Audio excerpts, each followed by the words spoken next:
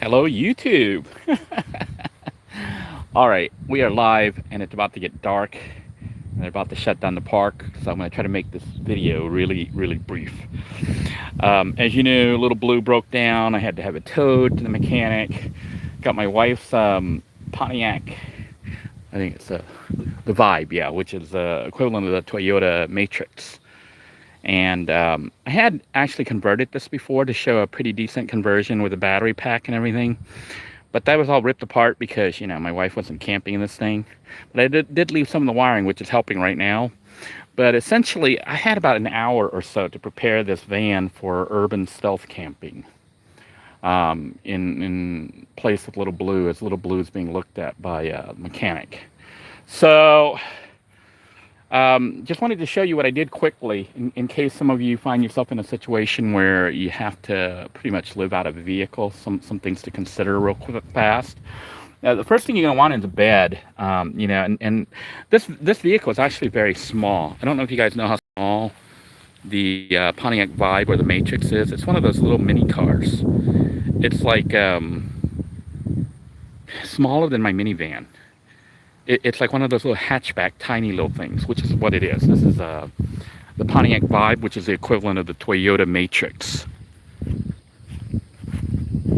And it basically looks standard on the outside. But you can see I put up some shades and stuff like that to block out the light as well as prying eyes at night. You know, some people think that if you are living in your vehicle, stealth camping, that people won't really recognize it. Most people will go by without really noticing, but cops, they do know if you're there all the time, and you know, they'll come and check you out anyway. So it won't keep people from spotting that you're actually living in the vehicle. But what it will do is give you a little bit of privacy when you're in there, see, because it's all blocked off right now. And these windows are not tinted. What I did was I overspent actually. I bought 2 extra panels, but I bought some cheap black construction paper, not construction, tag board paper from Walmart for like $1 each, with like 99 cents. They had it marked for 67 cents and it rang out at 99. But I went ahead and rang it out because I was like, you know, the only other place I can pick it up real cheap and quick is the Dollar Tree, which would be $1. So 99 cents, same price. But what I did was I took the tag board, which is having a hard time focusing here, and I just pretty much measured the layout of this window and then just made it slightly bigger so it could be bent. And I put a little bit of tape on the end there just to seal it off. And the reason I chose black is so that it looks almost like I have a tinted window, so that, you know, people don't get too curious. That's why the color black. And I actually bought like some cloth, because I was thinking of using cloth, but I'm not going to. Instead of buying full-blown curtains, I went in and bought like they sell these if I can find it here, they sell these cloth packs at Walmart for like $2 to $4. It's remnants. I don't know if I can get in here and show it to you here, but I'm gonna try to. I might return this because it looks like I'm not gonna need it. But I had thought of using this thing right here. It says 2 yards of fabric, assorted fabric, and I got black because I was gonna make curtains or whatever. But then I decided, you know what? We're trying to do this really fast and without spending too much money. So I basically trimmed all that cardboard, the tag board, to fit the windows from the side to the rear.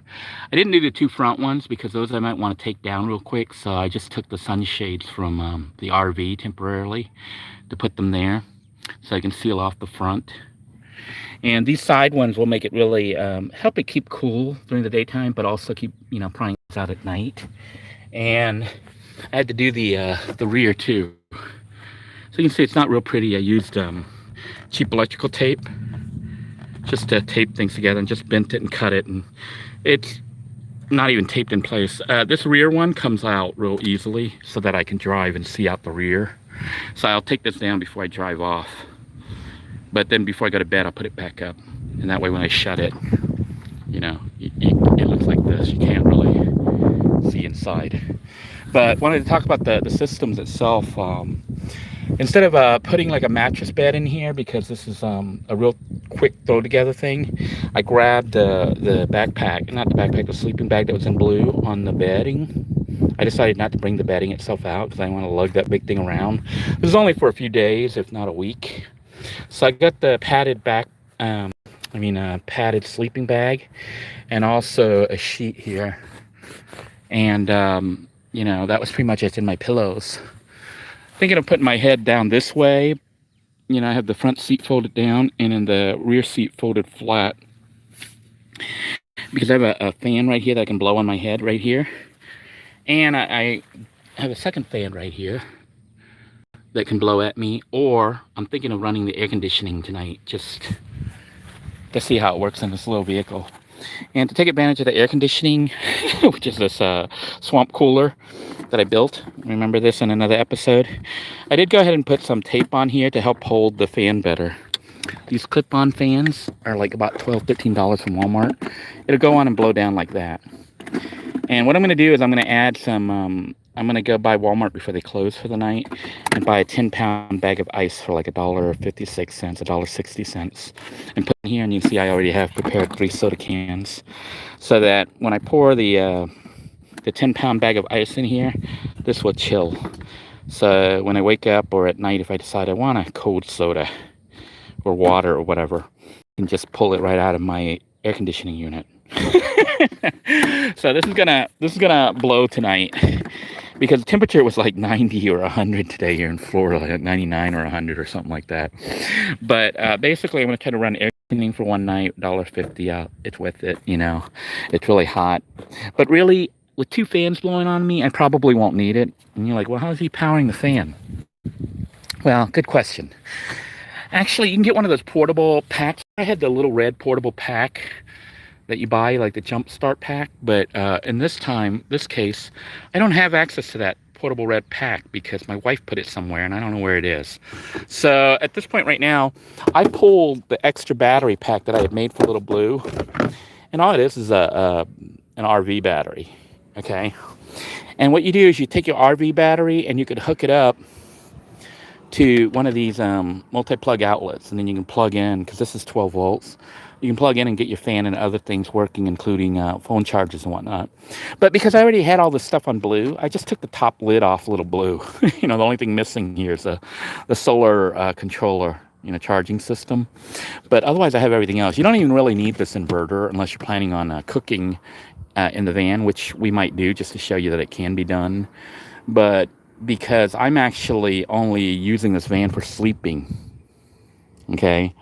I don't really need to cook in it unless I want to.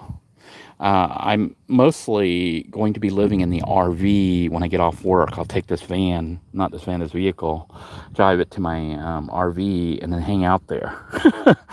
But if I'm at a park or if I don't feel like going to the RV, I actually do have the ability to generate 120 volts to cook. So this battery pack will be enough to power both fans all night without draining. And then how do I charge it without solar? Well, good question. We're going to do it the same old-fashioned way that we did Little Blue, which is using the alternator, the vehicle's alternator. I don't even know how to pop this thing open here. Try to remember if this is it. Where's the popping thing? Is this it? Yeah, this is it. I'll try to pop the hood here and show you what's going on.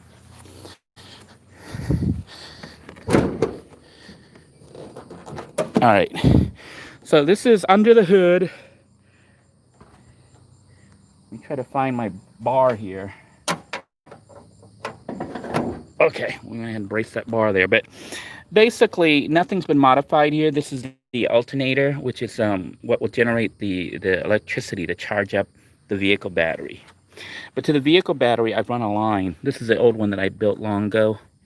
But basically, that's a positive line that I take. And I use like a 10-gauge line, and I run it. You see how I hook it up to the positive terminal? I bring it all the way down here. I didn't really drill holes or anything. I just ran alongside here. And now this was already pre-built in a previous build, but basically I have a switch. It comes to the switch and then continues out the switch. And the reason I have a switch here is so I can switch it on and off. Some people will build in using a battery isolator. And what an isolator does is it allows current to flow only one way. And that's important because you don't want to use the fans here at night and then have your vehicle not start the next morning. Right? If you don't have solar to charge, which I don't have, look at this rust on here. Isn't that crazy rust? Anyhow, if you don't have the ability to automatically charge the sun and you drain your battery out, you're stuck. So a switch or an isolator is very important. Now this switch was like a 67-cent switch, and I went in and got the faceplate and a box for it. So probably about $2 or $3 here to make this. So I wire it to go to the switch, and you know, when you switch it on and off, it either connects, oops, this is gonna blow away here. It either connects that battery, the vehicle battery, which is charged by the alternator, to this battery bank right here. See that line?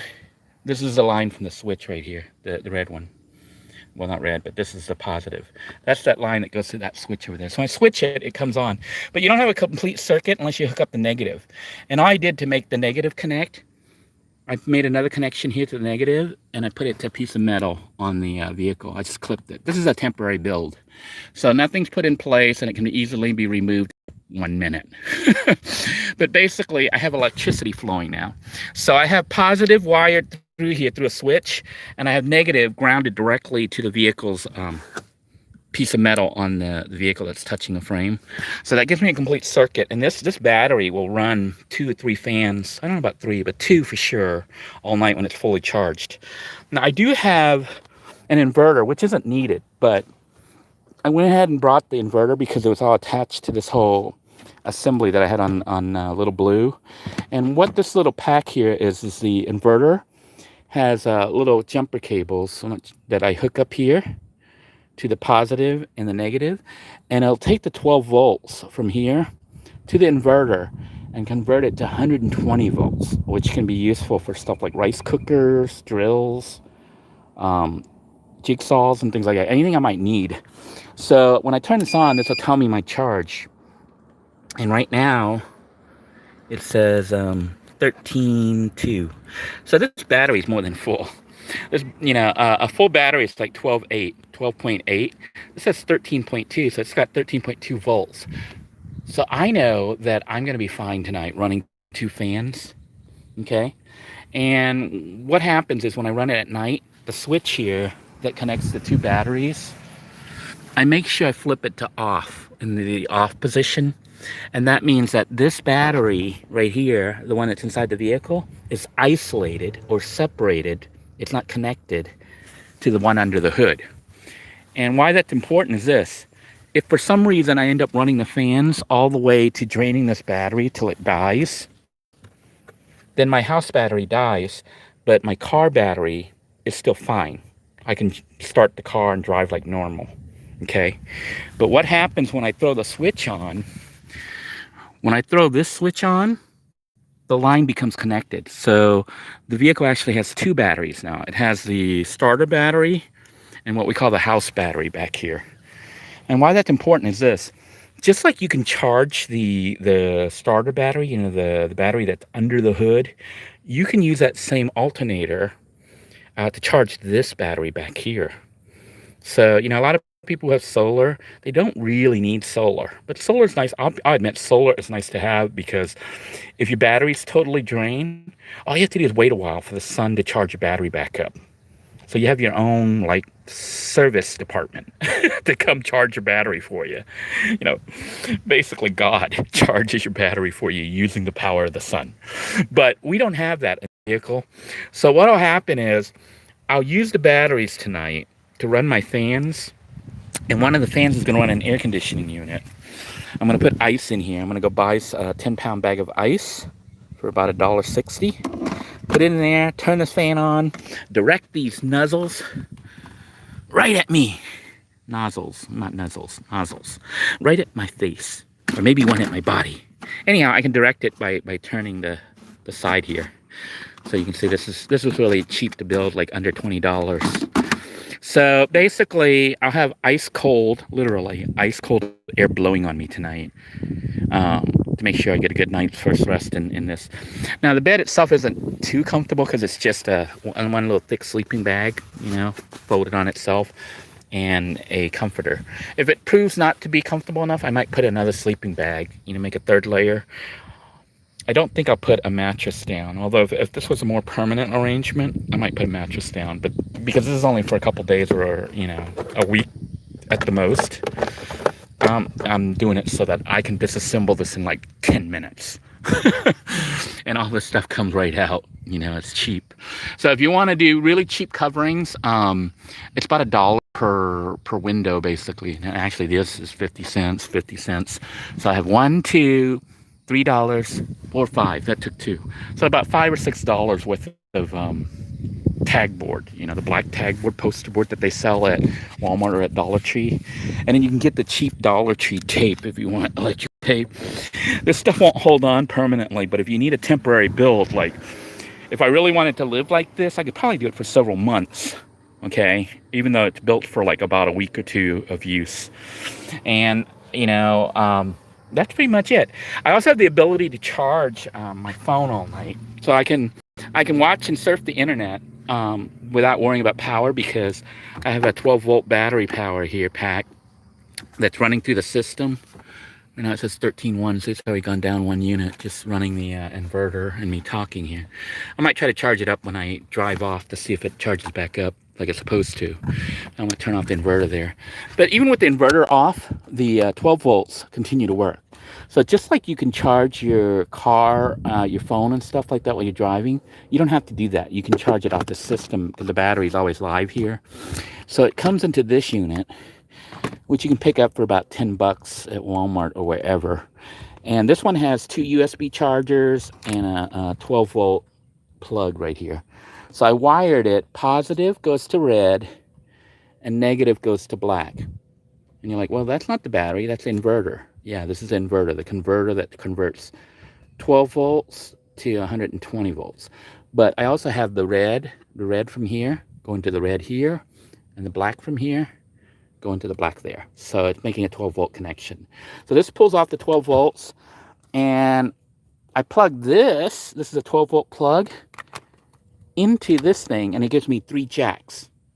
And you can see 2 of them are hooked up right now. Those are the 2 fans that you see. The one hanging up there and the one that's going to run the air conditioning tonight. And I have a 3rd jack that I can use. What's cool about this one is it has switches. You can hit the button to turn it on and off, so it's push buttons. So you can turn it on and off here instead of up there on the fans itself if you wanted to. If you didn't feel like hitting those, you can hit there. It also has chargers on here. So it's got a 2.4 amp and I think this side is 1 amp. Yeah, so it's got chargers for telephones and tablets for USB. So, I could wire this directly there and then skip this step. But this was all built on Little Blue, so I just took the whole panel out.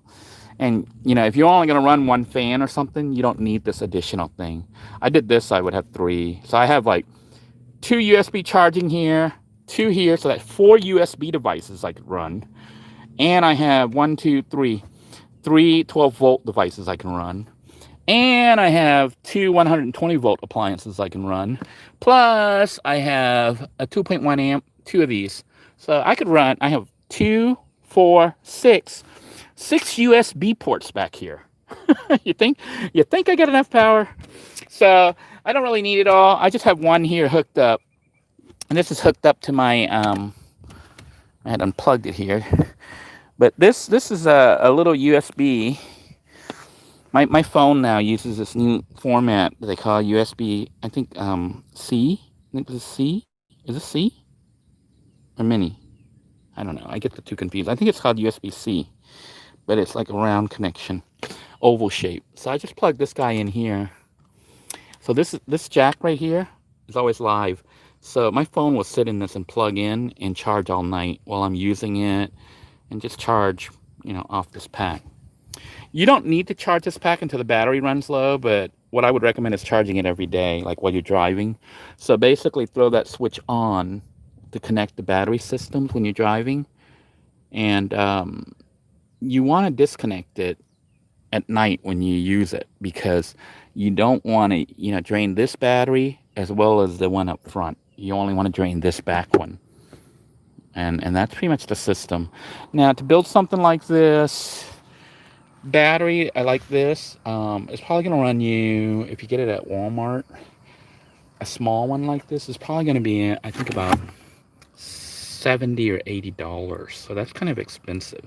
And some of you are like, why would you get this instead of just buying one of those jumpers? You could buy one of those jumper units, you know, those power pack units to use if you wanted to really make it simple, but they don't hold as much power as this. This thing, here's how you can kind of tell the rating of the battery, of how long it's rated for. This thing says it has 135 amp hours. So this is an RV battery, Everstart from Walmart, and it's rated at 135 amp hours. But the reality is, on these lead acid batteries, these cheaper ones, you can't use all 135. So you can use about half. So half is about 65 amp hours or 70 amp hours. So about 65 amp hours. Okay, I have 65 usable amp hours of power when this thing is fully charged. And those of you who get confused about all this, basically amp hours are the units that you use to measure how much power you'll have and how long things will last. So this thing says 135 because this is a lead acid battery. We can only use half as a rule. So even though it says 135, we can use about 65 amp hours. And you're like, so how does that relate to everything? Well, let's take a look. The fan here, this fan, most electrical devices have printed on them how much power they use. See this one? It says at 12 volts, which is what our system is, 12 volts DC, this uses 0.8 amps. So it uses 0.8 amps per hour. Now we can round that up. Instead of 0.8, we can say this thing uses approximately 1 amp per hour. That means if I run this fan for 1 hour, it'll use 1 amp. If I run it for 10 hours, let's say one night, 10 hours, that'll be 10 amps. So this small little fan will use 10 amps per night. I'm planning on running 2 of them, so approximately 20 amps. Remember, I have 65 amp hours available, so I'm only using 20. That's nowhere near, capacity. So I should have more than enough power to run both fans, that fan right there and the air conditioning unit, all night without an issue. And charging my cell phone. You see, it's just like 2.1 amps or whatever. That would be how much it draws, can draw per hour. So if your phone uses that, but I don't think the phone uses that much. So the thing is, I can run my phone and charge it every single day, every single night. I don't even have to charge this battery pack every day because I'm not using that much. But I will charge it every day to keep it fully charged. When this becomes important is if you try to run something like the rice cooker. Remember the rice cooker? It uses 300 watts, which is, I don't know how many amps. And there's a chart that shows you watts to amps. Somebody who knows this can probably give you the formula for it. But 300 watts is a lot of power, okay? And I think it comes to something like about 20 amps or 15 amps or something like that. That means it burns through it every hour. It burns through a lot of power. All I know is this. If you try to run the rice cooker and you hook it up to this battery, you'll drain this battery in about 10 minutes, 5 or 10 minutes, and then this battery's dead. So you're like, well, then how do you cook with the rice cooker in this whole system? The key to it is charging the battery as you're cooking. So what you would do is start your engine up. So the alternator would generate electricity. Then you throw the switch. So it connects that battery up front over there.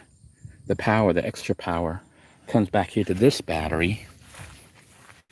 Okay, keeping this battery charged as much as possible. Then it sends the battery to the inverter. Then you convert it to 120 volts, and then you use it there. Now, will the alternator generate enough electricity to run the rice cooker by itself? No. So you're going to go negative. But see, that's what this battery is here for. It's like a buffer. So you can run the rice cooker with the engine on and the system charging, and it won't drain this battery completely. And then when you finish cooking, drive around a little bit or just let it run a little bit more, this battery will charge itself back up, and your rice is cooked. If you wanted to see all that, I don't know if I've removed all those videos, but I may bring them all back. Some of the earlier videos that showed me actually surviving in Little Blue, cooking and stuff while driving and stuff, that's how it was done.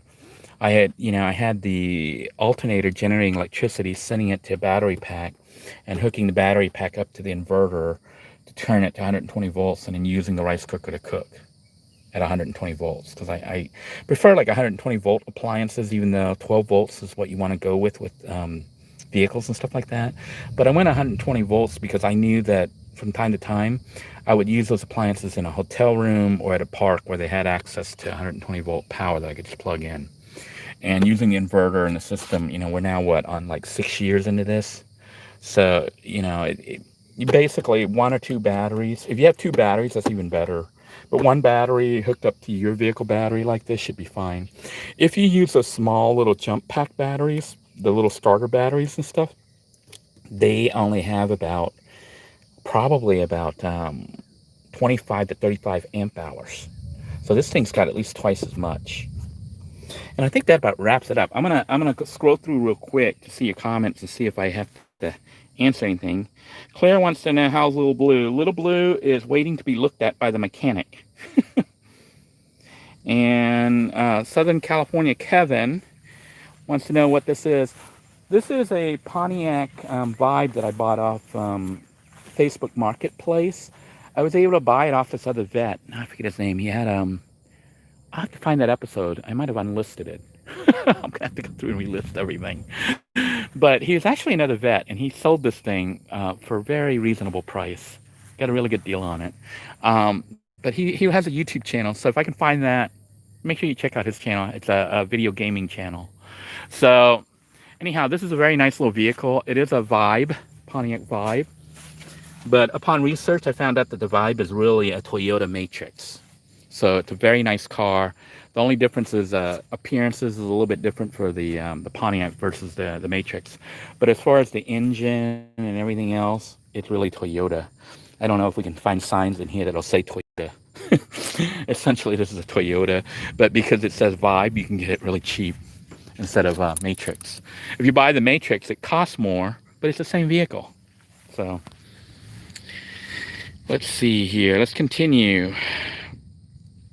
Diaz Frugal Life says, simple as always, the best. Yeah. So there's really not much modification. The only thing you really need to do to draw power is run a line, and I suggest at least a 10 gauge line to your positive, and then hook it up to your battery pack, your house battery pack. But you want to have a switch so you can isolate them. If you didn't want to deal with a switch, you can run it here and then hook up an isolator over here somewhere, under the hood. And an isolator is basically an automatic switch. It allows power to flow from this battery to the back one. Yeah. So when this thing is charged up, it'll send the power to the back, but it won't allow the power from the back to draw from this one when it drops too low. Because electricity wants to flow like from higher point to lower point. So the one with more power in it goes towards the lower one. And what happens if you drain the back battery, it'll try to drain this front battery, and an isolator in between will stop it. So that's an automatic system. I think you can get an isolator for probably 20 bucks or something, but I never bother with an isolator. I prefer the cheap, what is it, $2 solution, which is a switch, a regular household switch. And that way I can switch it on and off manually, and I can jump start the car. Like, let's suppose the back battery is still fully charged, but somehow my front battery is dead. I can switch the switch on and connect the 2 batteries and let it sit a little bit and let the battery charge up and then jump it. And worst case scenario, I take jumper cables and I hook it up to the positive and the negative, and I run it back here to my second battery, and I hook it up to the positive and the negative here and jump start it like that. I've had to do that a couple times on Blue, and I've had to do that a couple times on the RV because there's some kind of electrical drain happening that I'm not aware of. I don't know what it is. I haven't been able to troubleshoot it yet. Now, what happens though, if you have a solar power system, that helps with situations like that where you have a phantom power loss, like you don't know what's drawing the power, but your battery keeps going dead. I had the solar mounted on the roof, and it kept the whole battery system charged. I could leave that switch connected, and it will charge it by the next morning. So leaving the battery connected, I get like almost twice as many amp hours. So this battery, let's take a look and see how many amp hours this has. I think it's blocked. It says 100 and... No. This doesn't have the amp hours. But roughly most of these batteries have about 60 amp hours roughly. But this one is not designed to be drained out like an RV battery, so you really should use RV batteries for a house battery system. This is meant to be a starter, for cranking out really high energy and charging back up really fast. It's not designed to be drawn out really low over a long period of time. So it's not the most ideal for using as a house battery system, but you could in an emergency, which is what I did when I first started. Neon says it's 101 on the Palm Coast. It was probably that hot in here. It was like blazingly hot this morning. So I'll get to find out. This will be my first real night, actually stealth camping in this thing. It's very simple. It's something that if you weren't really into like the van life or something, but you wanted to go camping, you could take a vehicle like this and throw this together, and it's kind of glamping almost. You got as much power as you need. You have air conditioning, and if your phone has like Wi-Fi capability or internet connection, this vehicle is pretty cool too, because like maybe I'll show off some stuff on here, even though this is an old vehicle. Hopefully it doesn't trigger a copyright issue. What did I do with the keys here? Let me see here if I can start this up and show you some really cool stuff. I do have the mount that I put up here, so I can mount this this camera up here on the windshield, and I can use it as a little small screen, or I can handhold, which is probably easier. If I'm watching YouTube videos, I'll just handhold this thing. But I wanted to show something that's kind of neat. First off, we got air conditioning, although there's an issue with the AC right now. I have the Bluetooth up. I'm going to go to source. I don't know if you can see the screen here. Let's try to get the screen visible. You guys got lights and stuff, but basically, yeah, it's all right. We'll just do it real fast. I have a memory card in there, and on that memory card, you can put movies, you can put songs. I'm gonna tell it to resume here. So I can watch a movie if I wanted to, but the car has to be on, or at least the accessory. I don't know if I hit it or not. It might take a long time because it's trying to load. And let me turn the volume down because it might blast us. And I don't want a copyright triggered with the music. I don't know if I hit it or not. Yeah, there you go. Can you guys tell what that is? Yeah, the force is strong with this one. So I can actually watch movies here through the car. the car. This little old thing, this was included, with the vehicle. It's like I got a really good deal on this. It's even got at night, if I lay down and say, hey, I want to look outside, I got like a little moon roof. And this actually can pop open. There's a switch to, one of these switches somewhere here, I forget, can open this thing up so I can actually vent hot air and have hot air blow out if I wanted to. But I can lay down and look at the stars tonight. And people won't even know that's what I'm doing in the van. Or not the van, but the Matrix. Not the Matrix, but the Vibe. I can't tell what vehicle I'm in. But yeah, it's got a little window. Isn't that nice? I guess they call this a sunroof or a moon roof. We can see the sky above. And I got movies here if I wanted to watch it. But, it's kind of a hassle to watch it on here because you got to sit in the front seat. So I will probably, if I watch movies and stuff, watch them on my phone. And just hold it over my head. Maybe get one of those little extender mount thingies. But wanted to show off my my first night, I guess my first real night out in the Vibe, and how I had to build it really quick. And the reason for that is just because with the current economic situation, some people might actually need this information. So I will definitely be reposting those old videos that show how to hook for cooking, even if you don't have a house battery system. What you really need is called an inverter or a power converter that will convert 12 volts to 120 volts. And they start off as low as like $20 or $30, but you don't want those little ones. They have a thing called like watts, how many watts it'll output. And those watts are very important because the number of watts that it outputs determines what it can run. And I know you don't think about it when you live in a house and you just plug stuff into the wall and everything works. But a lot of the stuff that we use for cooking and heating and cooling, they use a lot of wattage. Like, for example, just a microwave will use approximately 800 to 1200 watts. It doesn't seem like anything until you have to hook up an inverter to one of these batteries and try to generate that much watts. So if you try to run a microwave that's 1200 watts, you're going to need an inverter that does probably 2000 watts or more, because there's like a surge when you first turn the microwave on. Even though it says 1200 watts, it can go as high as like 18 or 2000 watts. So you're probably going to need at least a 2000 watt inverter, and you hook it up to your battery and you run that microwave. It might run 1 or 2 minutes and then the battery's completely dead. You drained all the power out. Yeah, that's how much power we use every day when we live in a house and don't think about it. These batteries, they don't really hold that much. So my rice cooker only uses 300 watts. That means I could cook 3 times as long on the rice cooker as I could using the microwave. So the microwave might drain the battery in like 3 minutes or 2 minutes. That means the rice cooker won't drain it for a whole 7 to 10 minutes, which still isn't much. And that's why we run the engine and charge the system up. But I'll rerun those videos, or I might just make new videos just to show people how it's done on an emergency basis. And, you know, because those are the videos that I think people came to this channel for originally.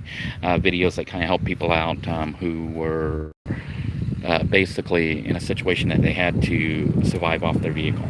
I am going to go ahead and head out because it is getting dark and they're going to be locking up the gates here soon. But this is a beautiful, you hear that bird? This is a beautiful park here. They got a lake. Sadly, no camping, but there's fishing. And, you know, there's even little picnic benches. It's just beautiful. And there's access to water and a bathroom. So I like coming out here, and I like going to these kind of places when I can, just because it's peaceful, you know, especially in the trying times that we're living in right now. So I do recommend, if your state hasn't locked you in to the point where you can't even get out, if you can get out, try to visit some parks, you know, and places that are like this where it's not so crowded. You know, it's just kind of nice and empty. I mean, there are a couple people here, we can see we're all social distancing. So, you know, I wear my mask and stuff when I work or when I'm around people, but when I'm out here, I'm obviously unmasked. Anyhow, I am going to call it a night. Let me scroll through again just to see any other comments, if anybody had any questions. Let's see. I'm just reading here through all your comments to see if anyone had any questions. 12 volts can shock your converter. Altimeter charge that battery at the same time the car is on. I'm not sure what that means, but typically when I start the car, I actually have that switch disconnected. You know, I turn it on to charge this battery after the vehicle's running.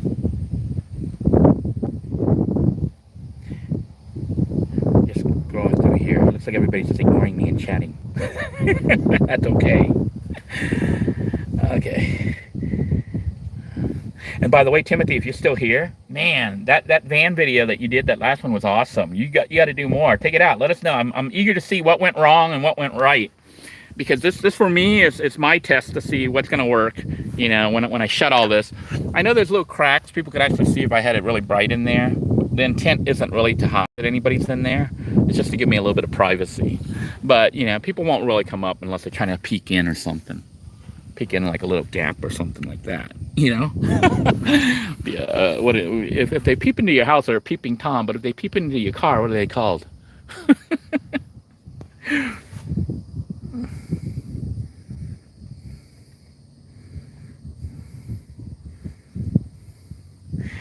Timothy's talking about his Jackery. Yeah, if you guys haven't seen his videos, you should watch that. Timothy's like got this really awesome van built that he's in process of testing, because he's planning a road trip. Oh, by the way, I did have learned some interesting stuff about the RV and about the refrigerator. You know, the RV's refrigerator. So I'll share with you that in a future video. I gotta figure out something, how to charge it and stuff. But I think I figured out a way to pretty much live off-grid with the RV. Now, it's not truly self-sufficient because I think that if I can run, and I figured out how to run the refrigerator using the propane, instead of 12 volt, 120 volts. It doesn't run off 12 volt system, unless the 12 volt is the propane system. But basically, I was able to get that refrigerator when I tested it to cool down using propane. And what that means is I can have cold food even when I'm off grid by using propane. I don't know how long the propane will last, so that's an experiment that needs to happen to see what the cost effectiveness is. But if it's like 30 or even $100 a month to keep food cold, it may be worth it, especially if you're off grid. The RV has enough solar panels and stuff on there that I can run the TV and all the appliances and stuff pretty much all day as long as I have the sun. And then at night I can run all my fans, you know. I can even play computers and stuff for a little bit. And if the battery runs low, that system too has an alternator, charging system. So you can charge through the alternator instead of relying on the solar. So in an emergency, I can start the car up and charge the system back up. But you run the risk of carbon monoxide coming into that RV.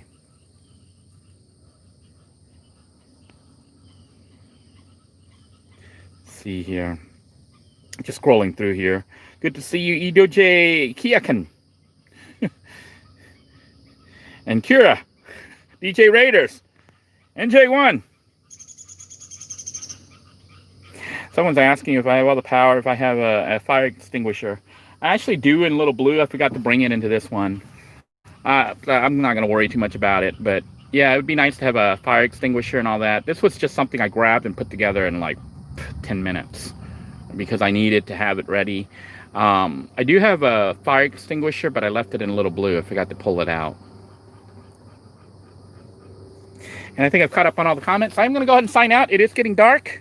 I know you guys can't see it on the video, but it is getting dark. And they're going to be shutting down here in a moment. So I'm going to head out. But yeah, even a little car like this, you could go camping in this. And if you relocate the... there's actually space where the seats fold down. You could relocate your battery bank down below the seats there, or even at the front area. You could use this whole bed area and you could have 2 adults in here. So even a small little car like this, you could go travel and camp in it. Now cooking, you could use an inverter cooking system if you wanted to, but you also might want to carry a butane or a propane cooking, stove if you really wanted to cook. And of course water you would carry in just jugs. And then you got a pretty much a decent little camper. Anyhow, I'm going to sign out. Thank you all for tuning in. I hope you are all staying safe. Please remember, take COVID seriously. One of my co-workers lost a parent who died from catching it. It moves really fast. Basically, if you have any weakness, the coronavirus will take advantage of it and bring you down. Now, the parent was older, but from the time that they got it, like was showing the symptoms, to the time they died, I think was like 10 days. 10 days. And then my uncle Bruce, I was just notified, just died very recently, last week. I don't know if it's from corona. I do know that he was active on Facebook 3 weeks ago, and then suddenly he went silent. And then I was just notified by my sister that she was informed that our uncle Bruce had died, but we don't know really the reason yet. But I wouldn't be surprised if it wasn't corona, just because of how fast it moves. And even where I work, some people have been infected. They had to be quarantined and stuff. So please take it seriously. I know some of you is like, well, I'm healthy. I'm not going to get sick. It's not you, it's others. So what you want to do is, wear a face mask or whatever when you're out around people, so that just in case you're one of those carriers that aren't even aware of it or you are immune to it, but just because you're immune to it doesn't mean you're not giving it to other people who may not be immune to it. So, be kind to one another. So until next time, everyone, take care. God bless you all. Please stay safe. You're each in my thoughts and prayers. Bye now.